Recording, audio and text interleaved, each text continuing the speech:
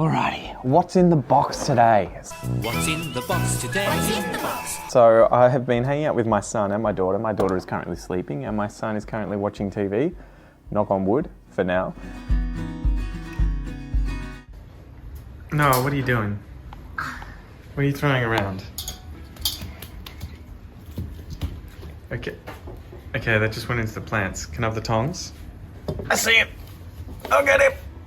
Alright, I got him! Give me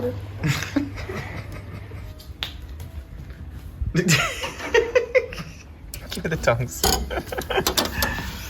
gonna have to do some vacuuming, I think. I got him! Alright, ready? Yeah. Falling down. You grab him. I don't think so. Under the fridge. You want my help? Alright.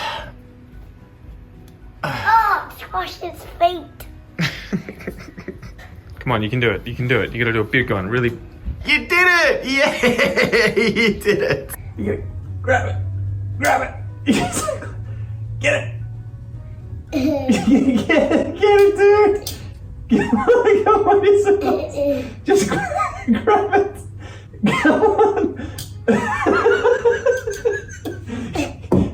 Come on. Come on, get it, dude. Yeah. But this box arrived this morning with a unicorn plant that I have wanted for a little while now. And I had just been waiting for the perfect time to be able to unbox it, hoping my son would go to sleep. But he just flat out refused. He wanted to play with the gecko and the tongs instead. So we did that for too long, and then he threw the gecko into the plant somewhere and I couldn't find it because it is pretty much the same color as the plants. So after a bit of crying, we've settled down in front of the TV. Anyway, so let's see if I can open this pretty well. I've wanted this for a while. I haven't seen too many of them around, and the ones that I have seen have been ridiculously priced. Ridiculously priced. Australia for you guys in America, because I've seen a lot of you are watching from the US. Prices in Australia are ridiculous, and the plants that get here are probably about 3 years behind you guys. So, for instance, at the moment, I remember seeing on one of the channels on YouTube that I like watching, they've got a what is it again? A philodendron biliaceae, and it is variegated. They are available in Australia, but they are between $5,000 and $7,500 to get your hands on one of them. I saw one the other day that was like $7,500 for the base plant with a leaf that big. Ridiculous, ridiculous. But yeah, on YouTube I saw a bunch of people had large plants with, you know, that was stunning, and that was back in 2019, right? So 3 years ago. Probably prior to COVID.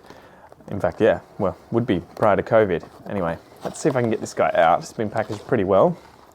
Hopefully without doing any damage, because this did cost me a pretty penny. But I couldn't say no, because I thought, you know, it's a really, really good investment plant. And it's also a variegated form of my favorite plant. So I'm just going to, Jesus. The thing that irritates me when people cover them in duct tape is the ease that this duct tape could touch one of the leaves and just rip it to shreds, and how difficult it is to kind of actually peel this duct tape, or I guess this is electrical tape, off, yeah, without getting it touch the plant. It's just, it's a nightmare sometimes, especially when they put so much on. So, Jesus Christ. The easiest thing, I guess we'll just see if I can peel off that outside. Oh man.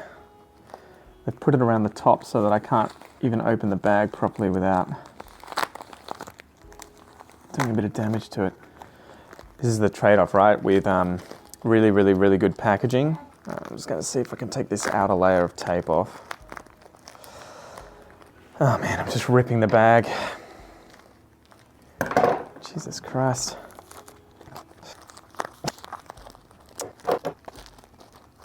Still aware that I haven't told you what this is, guys, so I will as soon as I get it out.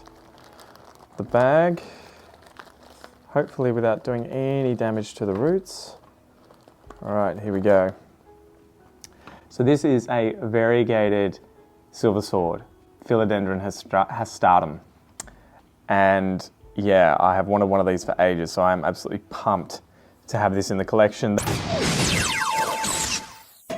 They grow like weeds. I'm hoping to grow this into a large plant and, you know, having it for my own sake, but also then hopefully having it as a really, really good investment plant for collectors, probably for first and foremost. I don't think the silver sword is that popular with non-collectors, I guess the variegated version of it, but yeah, I think they're amazing. Anyway, I'm gonna pot it up and I'll give you a better look.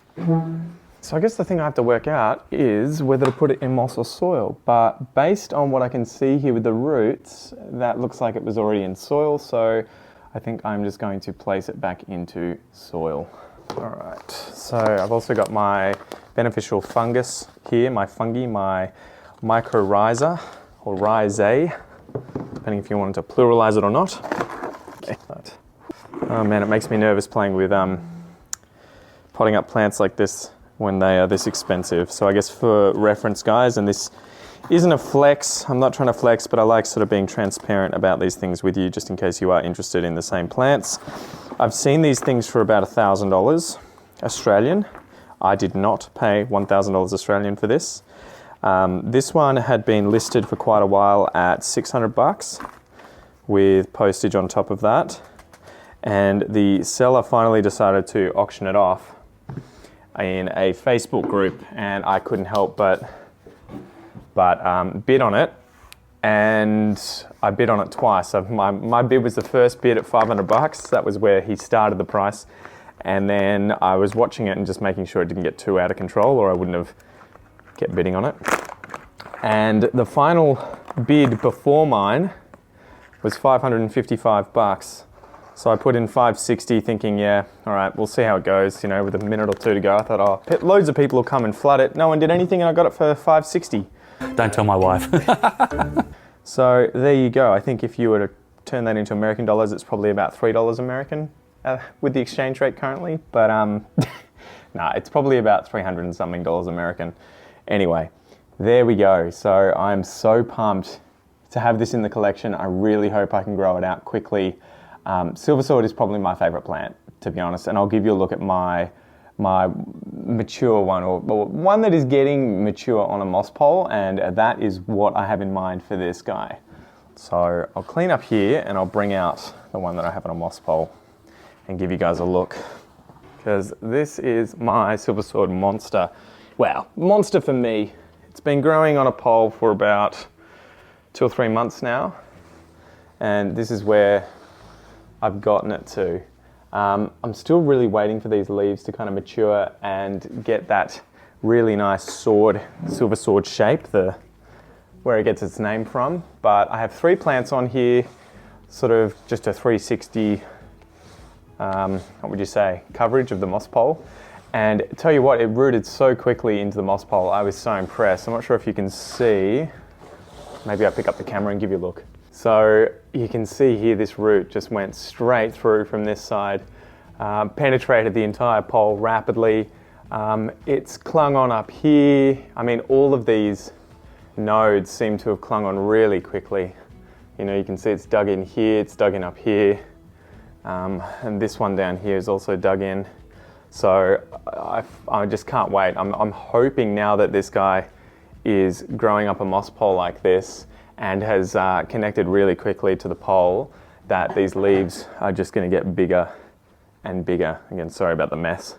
But if I get up on the chair here, this is probably the most mature leaf that I have, and they get a lot more, what would you say, they would have lobes, larger lobes coming off here, and they get a lot longer, probably about twice the length of this at least. And an interesting thing is that Because we sit down there. you got to sit down, you can't stand on the chair. Stand up. Not meant to stand on the chair, I'm sorry. Do I need to get down? We can fall. Because we can fall. Yeah, that's all right. Good idea. I'll get down. I'm sorry, mate.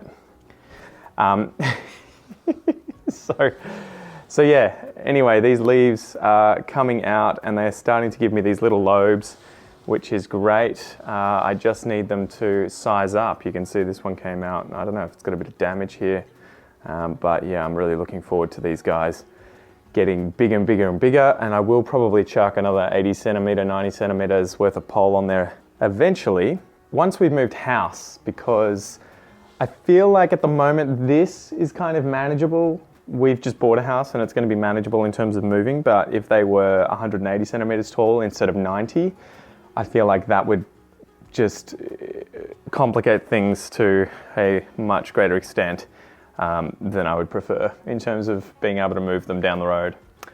So yeah. Anyway, so I guess to give you a look, this is the normal version and this is the variegated version.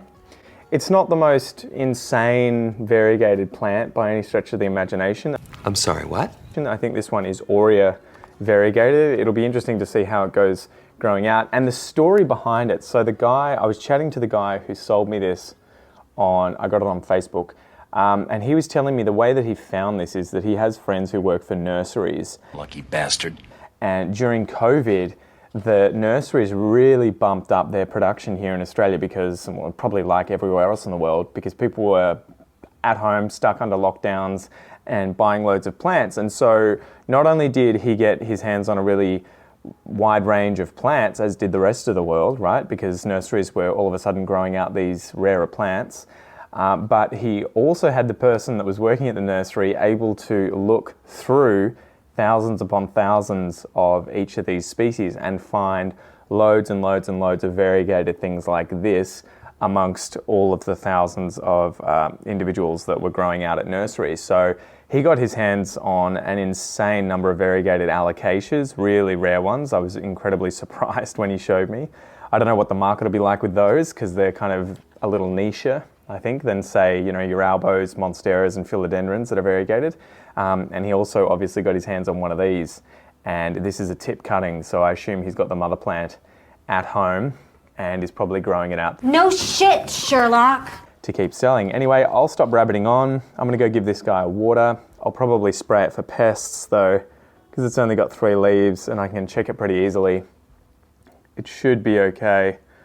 I don't think there is any signs of pests on here, but I might isolate it for a week or so.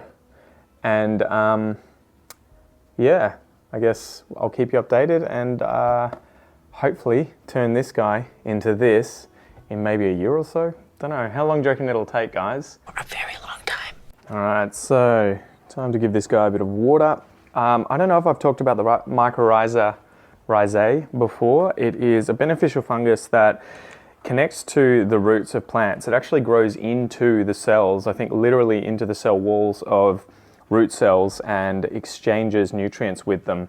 So the fungus gives the plant nutrients that the plant can't create, and the plant exchanges, I think, carbohydrates so that the fungus doesn't have to work as hard to get energy. So yeah, if you can add this stuff to your plants into the soil so that it grows into the roots, you should be able to grow a healthier plant. That's the idea, at least. So there we go. I've just got this in an aeroid mix. It's pretty well draining, as you can see. All the water's already come out, and I'll just keep an eye on it. If there's condensation in here, I know I don't need to water it, but if it dries out and I don't see sort of a little bit of condensation down the bottom here, then I know it's time for a water. I guess that's about it for this video. Thanks for joining me. I am Pete. This is Pete vs. Plants. Please don't forget to subscribe and like the video if you enjoy this content, and I will see you next time. Peace.